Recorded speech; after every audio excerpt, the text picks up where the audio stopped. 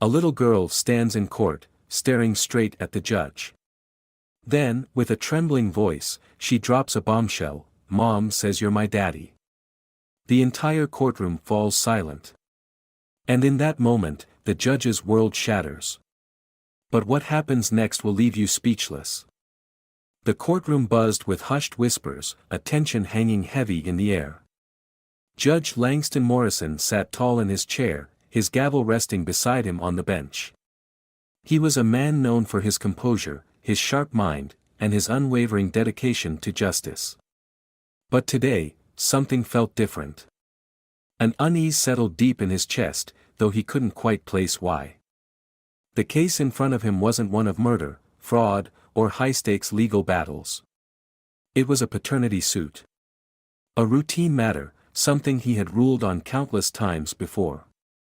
Yet, as he glanced at the plaintiff's table, he felt the first stirrings of something foreign, recognition.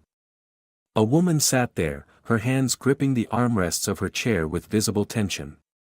She was in her mid-30s, with dark auburn hair and weary eyes that spoke of struggles long endured. Her name, according to the case file in front of him, was Lillian Hale. Seated beside her was a little girl, no older than 8, with soft blonde curls and a solemn expression. Judge Morrison cleared his throat, adjusting his glasses as he prepared to proceed. "Ms. Hale, your attorney may begin presenting your case," he announced. Lillian's lawyer, a middle-aged woman with a confident air, stood and nodded toward the judge. "Your Honor, my client is here today to establish paternity for her daughter, Abigail Hale. She has reason to believe that the child's biological father is a man who has been absent from her life. That man is, in fact, you." A collective gasp rippled through the courtroom. The word struck Langston like a physical blow, his spine stiffening. A cold wave of shock rushed through his veins. He blinked, his carefully constructed mask of professionalism faltering for a brief moment before he forced himself to respond. "That is an extremely serious allegation," he said, his voice even but laced with tension. "And one I find highly unlikely." Lillian exhaled shakily and reached into her purse, her hands trembling as she pulled out a photograph. Without hesitation, she slid it across the table toward the court officer, who then carried it to the bench. Langston took it, hesitating only a second before lowering his gaze. His breath caught. It was an old photograph, slightly faded at the edges. A much younger version of himself stood in the frame, his arm draped around a woman, Lillian. They looked happy, carefree. It was taken during his law school days, back when he was too focused on his future to dwell on the past. The room spun. His grip on the photo tightened as his mind raced, trying to process the implications. Could it be possible? Could he really have a daughter? Before he could form a response, the small voice of a child broke the silence.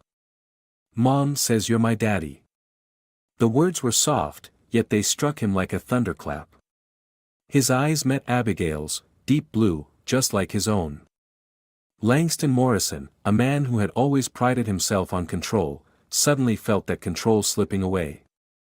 For the first time in his career, he had no idea what to say. Langston Morrison sat frozen, the weight of the photograph heavy in his hand. The courtroom, though full of people, felt eerily silent.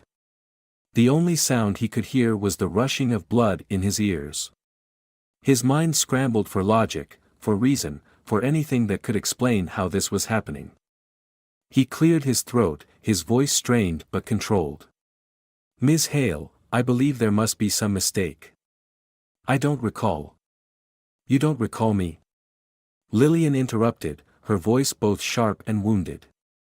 She scoffed, shaking her head. "That doesn't surprise me." Langston flinched at the bitterness in her tone. His gaze flickered toward Abigail, the little girl who had just called him her father. She was watching him carefully, her small hands clutching the hem of her dress. She looked nervous, unsure. And God help him, but something in her eyes reminded him of himself. Taking a steadying breath, he shifted his focus back to Lillian. We may have known each other in the past, but I don't understand how. You really don't remember? Her voice dropped to a whisper, as if saying it any louder might break her. Langston, we were together. Not for long, but it was real. You left for law school, and I never heard from you again. I found out I was pregnant after you were already gone. A sharp pang of something, guilt, stabbed through him. His brain worked frantically, trying to piece together the fragmented memories. Law school had been an all-consuming time in his life. He had been young, ambitious, focused on nothing but his career.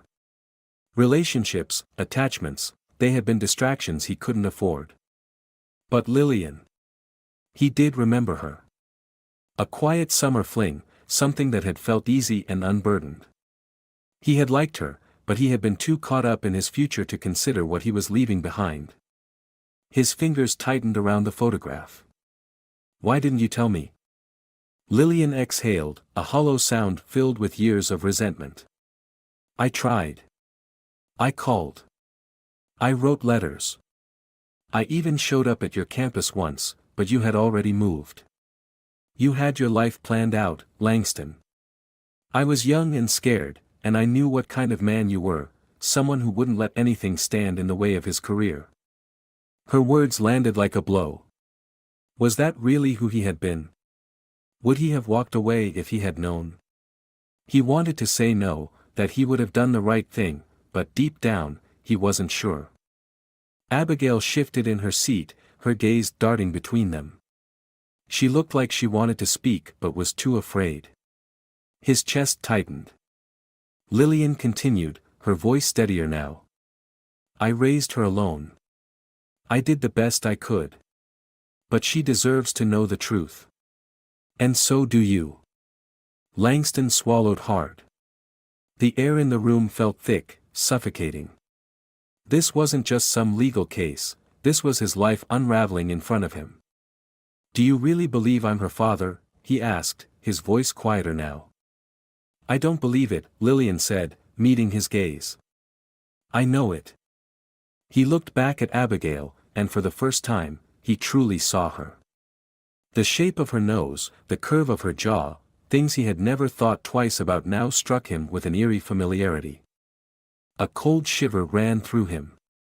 There was only one way to be certain. Then we need a DNA test, he said finally. His voice was firm, but inside, he felt like he was falling. Lillian nodded, as if she had expected nothing less. Abigail, still silent, looked at him with wide eyes. And in them, he saw something that terrified him more than anything he had ever faced in a courtroom: hope.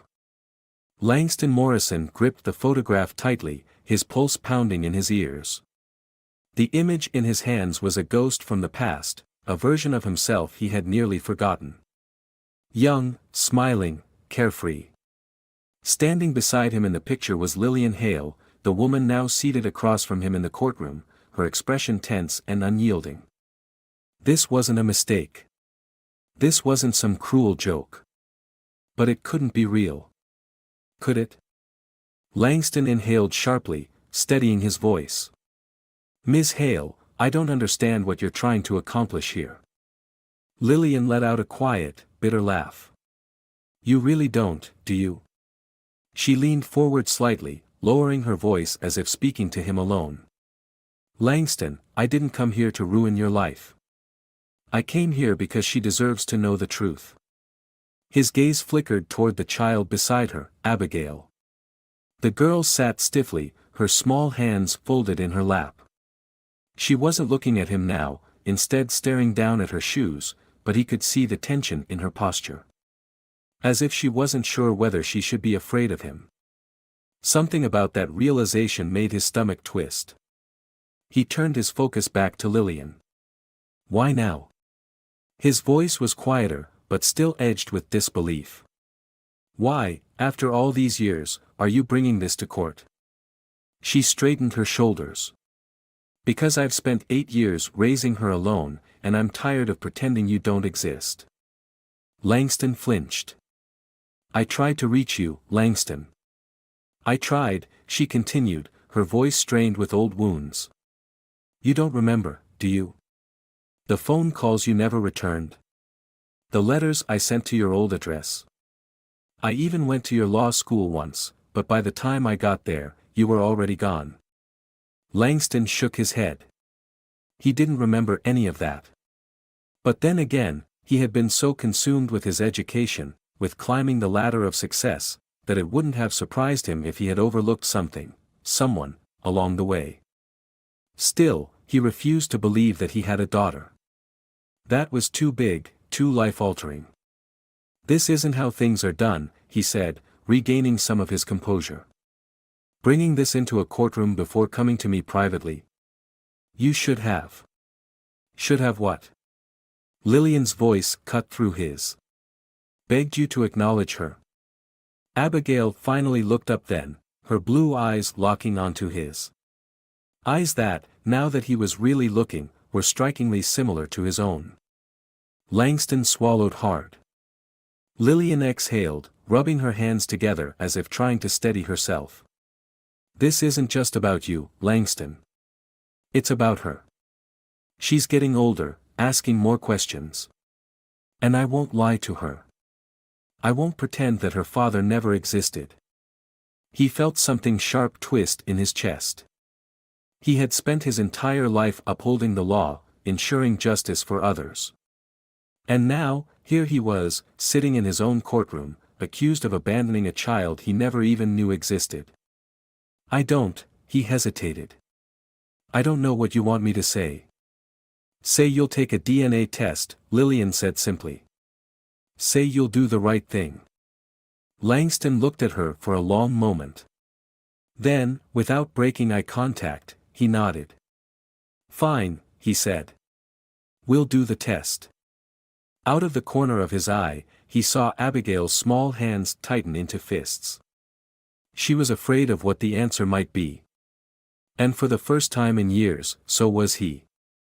The weight of his decision settled heavily on Langston Morrison's shoulders as he left the courtroom that evening. The moment the words left his mouth, fine. We'll do the test. He had felt the finality of it. Now there was no turning back.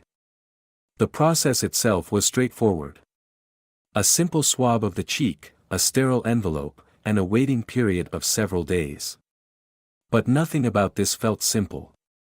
It felt like standing on the edge of a cliff, waiting to see if he would fall or if solid ground would appear beneath him at the last second. Langston had handled hundreds of paternity cases in his career. He had seen men deny their children, run from responsibility, break apart families before his very eyes. And yet, he had never imagined he would be on the other side of one. After leaving the courthouse, he drove straight to his house, but he barely remembered the journey. His mind replayed every detail of the day, the shock in Lillian's voice, the firm conviction in her gaze, the quiet hope in Abigail's eyes. That look haunted him. He changed out of his robe, loosening his tie, but the suffocating feeling in his chest didn't leave. Instead of settling in for his usual evening routine of reading legal briefs, he found himself sitting at his dining table, staring at the photograph Lillian had given him. It had been taken so long ago. Back when he had been a different man, younger, ambitious, and so certain of what his future would hold. He had barely looked back when he left that part of his life behind. Had he really been so blind? A sharp knock at the door pulled him out of his thoughts. He hesitated before getting up. He wasn't expecting anyone. When he opened the door, he was met with a pair of piercing green eyes, Lillian. For a long moment, neither of them spoke. Then, with a sigh, she crossed her arms and leaned slightly against the doorway. I thought you might have questions, she said. Langston nodded slowly and stepped aside, allowing her to enter. He led her to the living room, where she sat stiffly on the couch, her hands clasped in her lap. I don't even know where to start, he admitted, rubbing his temples. Start with the truth, she said. You don't remember me at all, do you? I remember, he admitted. It was, a long time ago. Lillian let out a dry laugh. For you, maybe. For me, it was a lifetime. The silence that followed was thick with unspoken words. Langston leaned forward, his elbows resting on his knees. "I need to know, Lillian. Why now? You said you tried to tell me before, but why take it to court? Why not just come to me?" She exhaled sharply, looking away for a moment before meeting his gaze again. "Because I didn't trust you to listen." The word stung, but he didn't argue. "You were so focused on your future," she continued. "You always had this drive, this fire in you. I knew I couldn't compete with that. And when I found out I was pregnant, I panicked. I was young, broke, and alone. I didn't know if I could even raise a baby, let alone fight for your attention." Langston felt a heavy weight settle in his chest. Had he really been so distant, so unreachable? "I tried, though," she said softly. "I called your old number, wrote letters to your campus. When I went to find you, I was told you had already moved for an internship. It felt like the universe was telling me to let it go." She shook her head, laughing bitterly. "And then, I had Abigail. And from the moment I held her, I knew I could never regret having her. But I also knew she would always have a missing piece in her life. And that piece was you." Langston swallowed hard. He had spent his entire career judging the decisions of others, determining what was right and wrong in the eyes of the law. But this wasn't something he could solve with a gavel. "What happens if the test comes back positive?" he asked. Lillian gave him a long, searching look. "That depends on you." Langston wasn't sure he had ever been more afraid of an answer in his life. The next morning, he arrived at the DNA testing facility with a tightness in his chest that refused to go away. Lillian and Abigail were already there, waiting. The little girl sat in the chair, her hands folded in her lap, her expression unreadable. When she saw him, her lips parted slightly, as if she wanted to say something but wasn't sure she should. Langston took a slow breath and forced a small smile. "Morning." Abigail hesitated, then gave a tiny nod. The technician called them back one at a time. Langston went first. The swab was quick, painless, over in less than a minute. But as he sat back down in the waiting area, watching Lillian take Abigail's hand and lead her in next, he felt like he had just made the biggest decision of his life. When they were finished, the technician sealed the samples, explaining that results would be ready within a few days. "Now we wait," Lillian murmured as they left the building. Langston nodded but said nothing. As he walked to his car, he glanced back, catching one last glimpse of Abigail before she climbed into Lillian's vehicle. She was still looking at him. And this time, there was something different in her gaze. Hope. And that terrified him more than anything. The weight of his decision settled heavily on Langston Morrison's shoulders as he left the courtroom that evening. The moment the words left his mouth, "Fine. We'll do the test." He had felt the finality of it. Now there was no turning back. The process itself was straightforward. A simple swab of the cheek, a sterile envelope, and a waiting period of several days. But nothing about this felt simple. It felt like standing on the edge of a cliff, waiting to see if he would fall or if solid ground would appear beneath him at the last second. Langston had handled hundreds of paternity cases in his career. He had seen men deny their children, run from responsibility, break apart families before his very eyes. And yet, he had never imagined he would be on the other side of one. After leaving the courthouse, he drove straight to his house, but he barely remembered the journey. His mind replayed every detail of the day, the shock in Lillian's voice, the firm conviction in her gaze, the quiet hope in Abigail's eyes. That look haunted him. He changed out of his robe, loosening his tie, but the suffocating feeling in his chest didn't leave. Instead of settling in for his usual evening routine of reading legal briefs, he found himself sitting at his dining table, staring at the photograph Lillian had given him. It had been taken so long ago. Back when he had been a different man, younger, ambitious, and so certain of what his future would hold. He had barely looked back when he left that part of his life behind. Had he really been so blind? A sharp knock at the door pulled him out of his thoughts. He hesitated before getting up. He wasn't expecting anyone. When he opened the door, he was met with a pair of piercing green eyes, Lillian. For a long moment, neither of them spoke. Then, with a sigh, she crossed her arms and leaned slightly against the doorway. "I thought you might have questions," she said. Langston nodded slowly and stepped aside, allowing her to enter. He led her to the living room, where she sat stiffly on the couch, her hands clasped in her lap. "I don't even know where to start," he admitted, rubbing his temples. "Start with the truth," she said.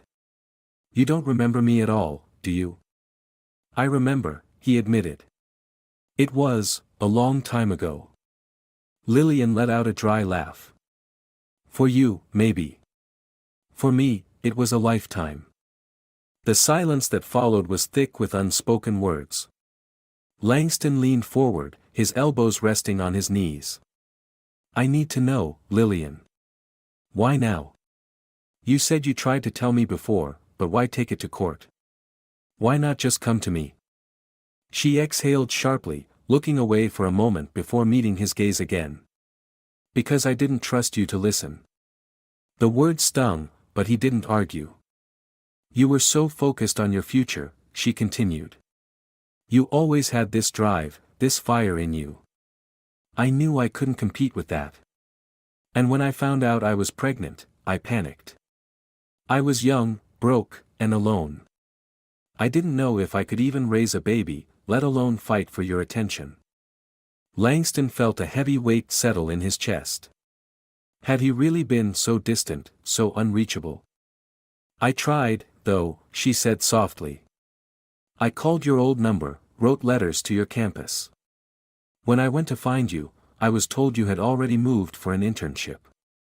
It felt like the universe was telling me to let it go." She shook her head, laughing bitterly. "And then, I had Abigail. And from the moment I held her, I knew I could never regret having her. But I also knew she would always have a missing piece in her life. And that piece was you." Langston swallowed hard.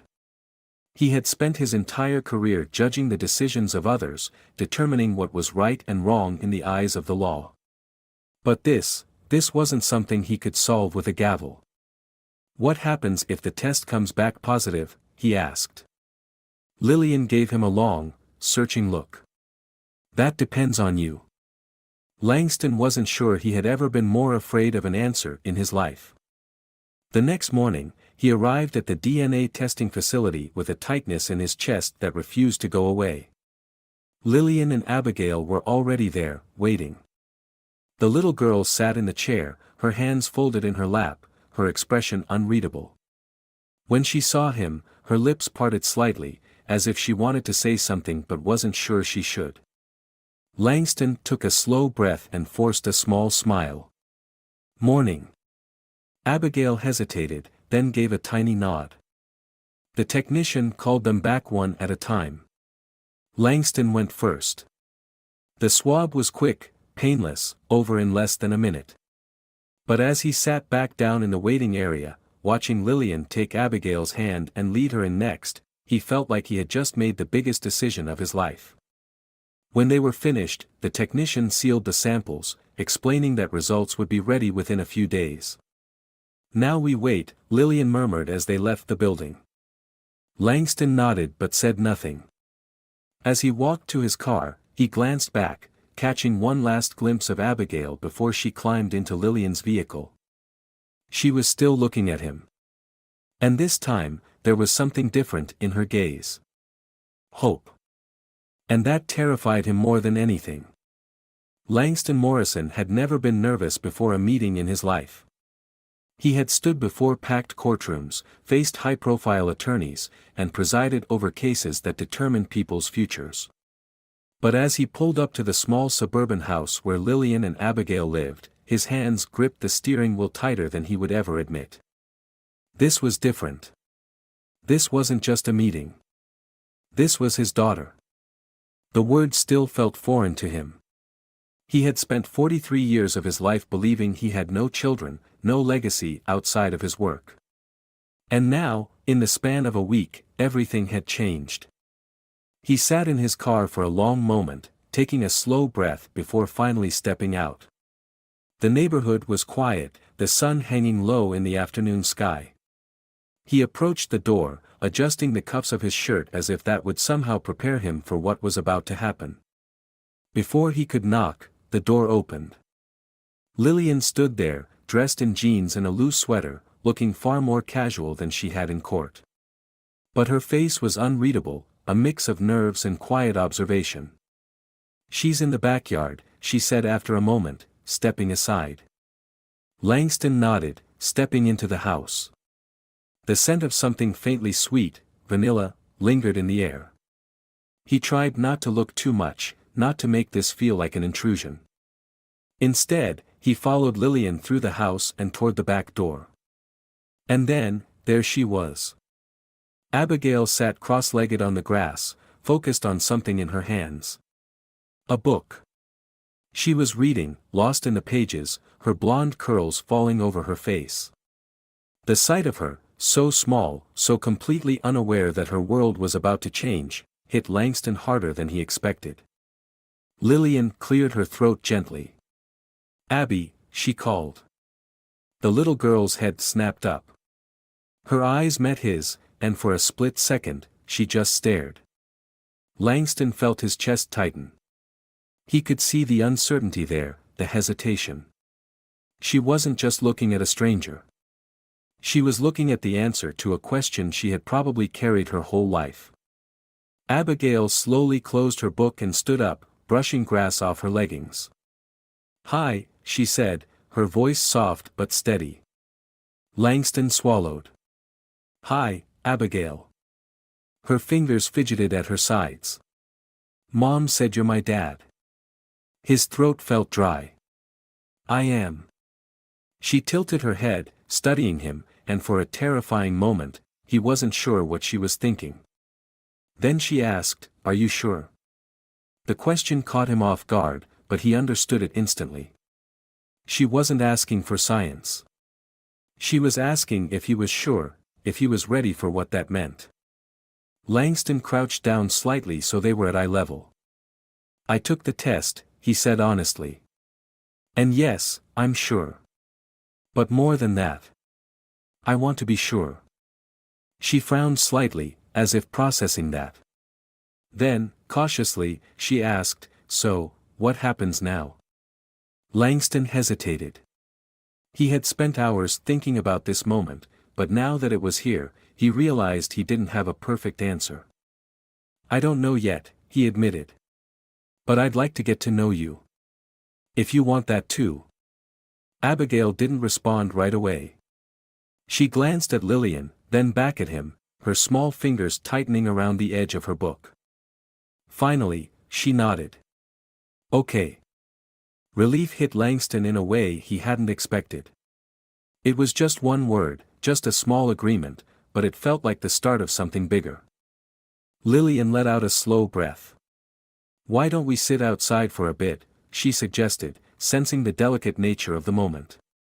Langston nodded, moving toward the wooden patio chairs while Abigail returned to her spot in the grass. She didn't pick up her book again, though. Instead, she watched him carefully, as if waiting to see what he would do next. For a long time, they just sat in the quiet. And then, cautiously, Abigail asked, "Do you like books?" Langston glanced at the one in her hands. "I do," he said. "I used to read a lot when I was your age." Her eyes narrowed slightly, skeptical. "What kinds?" He smirked a little. "Mysteries, mostly." That caught her attention. "Me too." Langston's heart gave a strange, unfamiliar tug. "What's your favorite?" he asked. She hesitated for only a second before holding up her book. "Right now, it's this one. But I like a lot of them." Langston took a slow breath. This was what mattered. Not the DNA test, not the courtroom. This small, quiet moment, was what being a father was about. And he wasn't sure if he would ever be good at it. But for the first time, he knew one thing for certain. He wanted to try. Langston Morrison had never thought of himself as a hesitant man. His entire career was built on decisiveness, on the ability to weigh facts and render judgment without doubt. And yet, as he sat in his car outside Lillian's house a week after their first meeting, hesitation was all he felt. For the past few days, he had done his best to ease into Abigail's life without overwhelming her. They had exchanged small conversations, polite but tentative. He had asked about her favorite books, and she had recommended a few. He had learned that she liked puzzles, hated broccoli, and loved thunderstorms, not for the rain, but for the sound. And now, today, Lillian had suggested something new.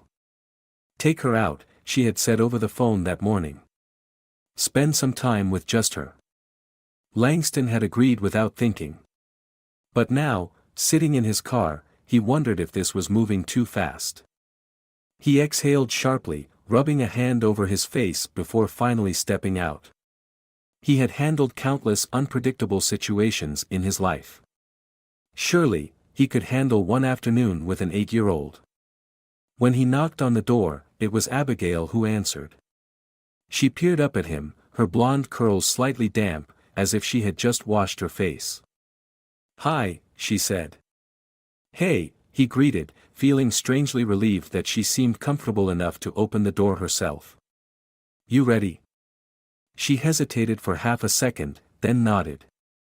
She had her small backpack slung over one shoulder. "Mom says I should bring a sweater, but it's not even cold." Langston smirked slightly.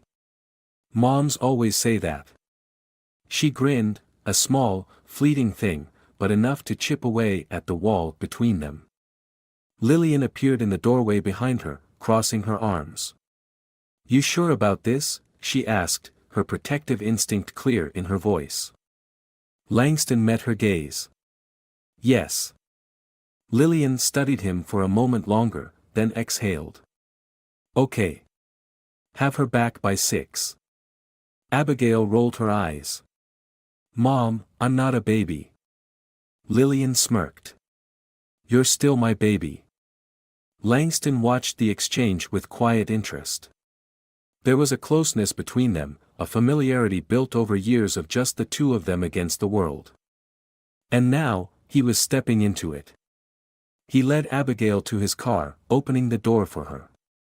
She buckled herself in without hesitation, looking around curiously. "You don't have any kid stuff in here," she observed. Langston chuckled. "No, I don't. I wasn't exactly expecting to need it." She hummed in agreement, as if that made sense. As they pulled out of the driveway, Langston cleared his throat. "So, where do you want to go?" Abigail shrugged. "I don't know. I've never had a dad before, so I don't know what dads and kids do." The honesty in her voice nearly stopped him cold. He swallowed, gripping the steering wheel a little tighter. "Well," he said after a pause, "I've never had a daughter before. So maybe we just figure it out together." She looked at him then, considering his words. "Okay," she said simply. They ended up at a small diner near the city park. It wasn't fancy, but it had an old-fashioned feel that Langston thought she might like. As they sat in a booth, Abigail flipped through the menu with deep concentration. Langston sipped his water. "See anything good?" She nodded. "Pancakes. Breakfast food is the best food." That made him smile. "You know, I used to think that too." Her head lifted slightly. "Why don't you anymore?" He hesitated. "I think somewhere along the way, I got too busy to sit down and enjoy things like that." She frowned as if that was the most ridiculous thing she had ever heard. "That's dumb." Langston blinked before laughing, a real, genuine laugh. "Yeah. Maybe it is." After ordering, there was a brief silence. It wasn't uncomfortable, but it was new. Langston was used to filling silence with legal arguments, with case studies and cross-examinations. But this was different. Abigail looked up from her napkin, where she had been folding and unfolding the edges. "Can I ask you something?" "Of course." Her fingers played with the napkin again. "Why didn't you know about me?" Langston felt the question like a weight dropping onto his chest. He had been expecting it, but not so soon. He set his glass down carefully. "Because I didn't know your mom was pregnant. I didn't know she was trying to reach me." Abigail stared at him for a moment. "So you didn't leave us on purpose?" His heart clenched. "No," he said quietly. "I didn't." She nodded slowly, processing his answer. Then she surprised him. "That's good," she said. "Because I think that would have made me really mad." Langston exhaled a slow, steady breath. "I would have been mad too." She seemed satisfied with that answer and turned her attention back to her pancakes as the waitress set them down in front of her. As they ate, the conversation shifted to easier things: books, school, her favorite subject, science, though she admitted math was kind of okay. Langston listened, learning more about her with every answer she gave. And as the minutes passed, he felt something in his chest begin to loosen. By the time they left the diner, Abigail was more at ease, her earlier hesitations melting away. When they arrived back at the house, she surprised him again. As she climbed out of the car, she paused, glancing at him. "Can we do this again?" The words were simple, but they carried weight. She was asking for something bigger than just another afternoon together. She was asking if he was going to stay. Langston met her gaze. "Yeah," he said. "I'd like that." A small smile tugged at her lips before she ran up the porch steps. Lillian was waiting in the doorway. She looked at Langston, then at Abigail, reading between the lines. "You okay?" she asked her daughter. Abigail nodded. "Yeah. We had pancakes." Lillian arched an amused brow at Langston. "Pancakes, huh?" He smirked. "Apparently, they're the best food." Lillian shook her head but smiled. As Langston turned to leave, he felt something shift inside him. This was only the beginning. But for the first time, he wasn't afraid of what came next. Langston Morrison had always believed that relationships were built on consistency. As a judge, he had seen too many cases where promises were made but never kept, fathers who swore they would be there but disappeared when things got hard, families broken apart by neglect rather than malice. He refused to be one of those men. So he kept his word. Over the next few weeks, he and Abigail slowly started to carve out a routine. It wasn't anything grand, he wasn't trying to overwhelm her with big gestures or force a bond that wasn't there yet. Instead, he focused on the little things. Sometimes, it was a trip to the bookstore, where she would spend what felt like hours combing through the shelves before finally picking out a new mystery novel.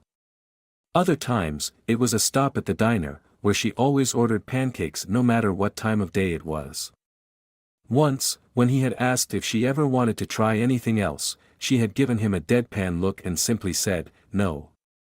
It had made him laugh. And then there were the nights he spent helping her with homework, where she would wrinkle her nose at math problems and try to convince him that showing her work was pointless. He had been firm about that one, much to her annoyance. "You're a judge," she had grumbled once. "You don't need math." "Judges use logic," he had countered. "And math is all about logic." She had squinted at him suspiciously. "Are you sure you're my dad?" Langston had only chuckled and nudged her back toward the problem set.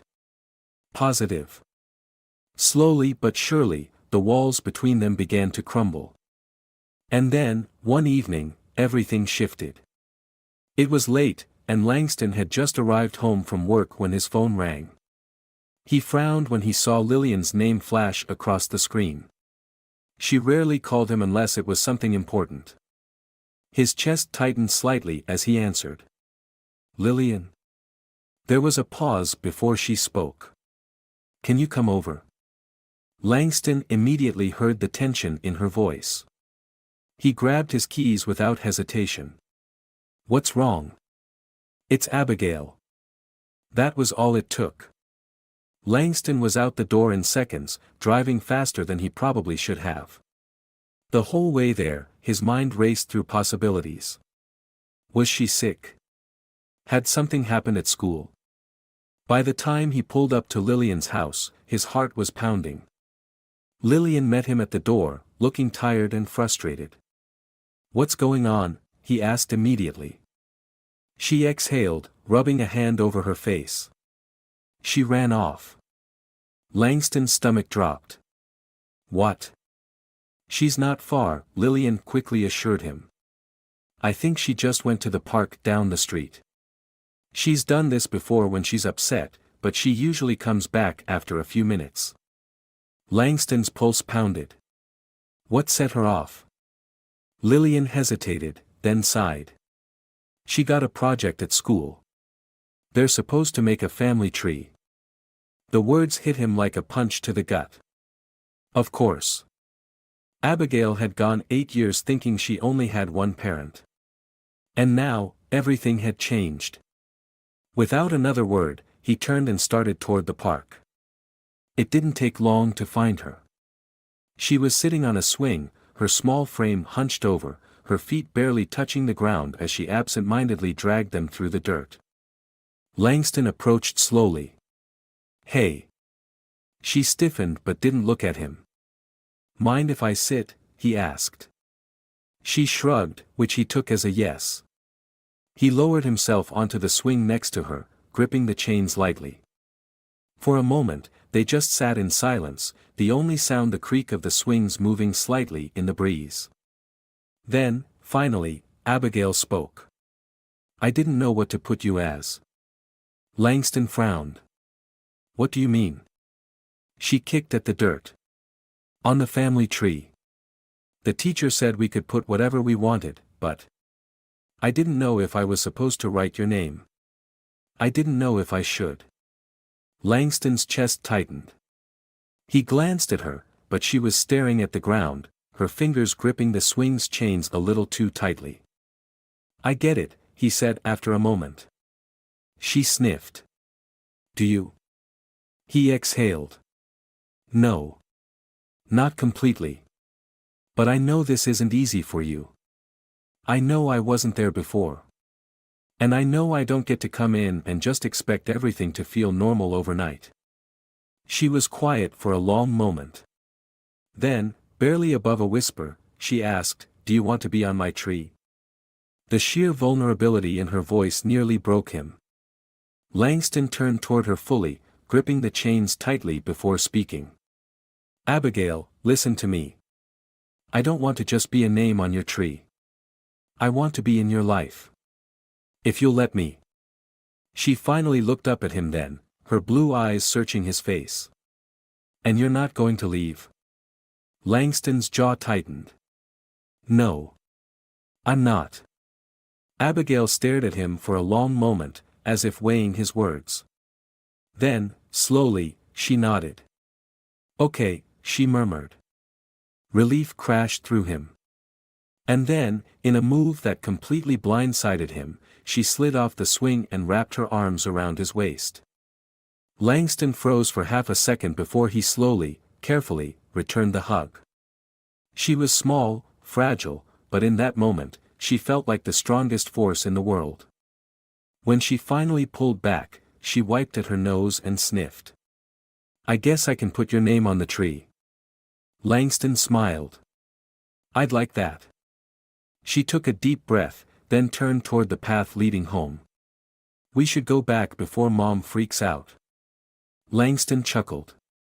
Yeah, I think that's a good idea. As they walked back together, he realized something.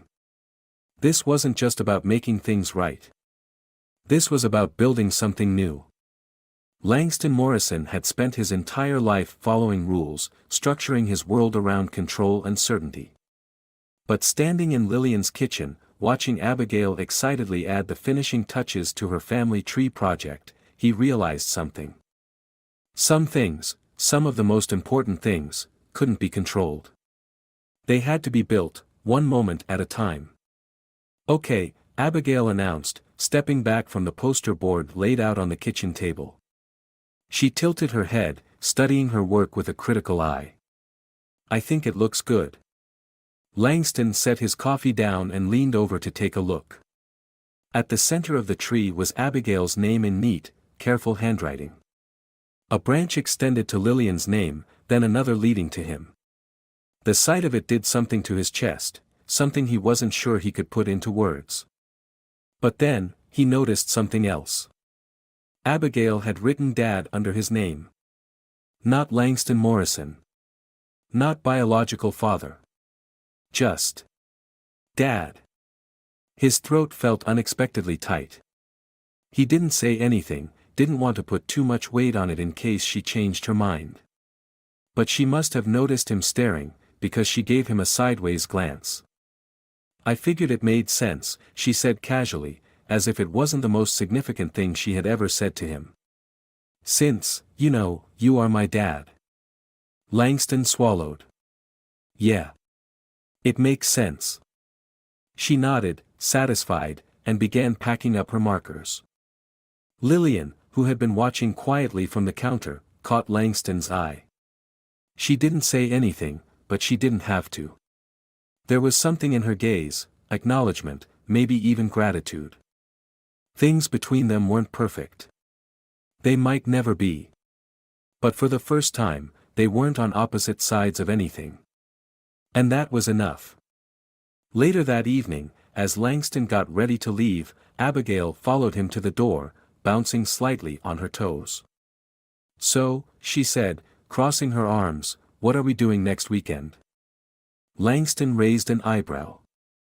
"Oh, so now we have plans every weekend?" She shrugged. "I mean, probably." A slow smile spread across his face. "All right, then. What do you have in mind?" She tapped her chin dramatically. "I could be convinced to go to the bookstore again. Or we could do something totally new." Langston pretended to think. "What about a science museum?" Her eyes lit up.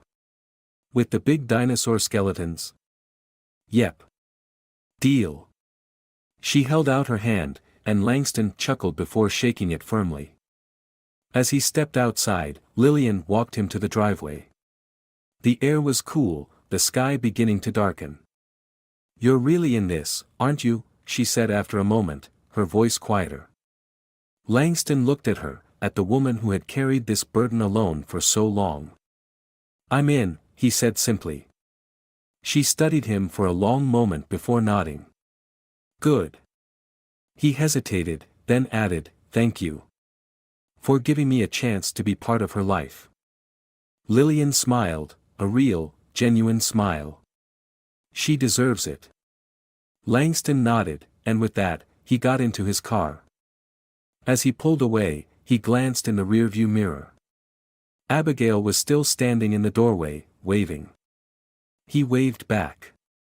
For the first time in a long time, he felt something settle inside him. This wasn't the life he had planned. But maybe, just maybe, it was exactly the life he needed.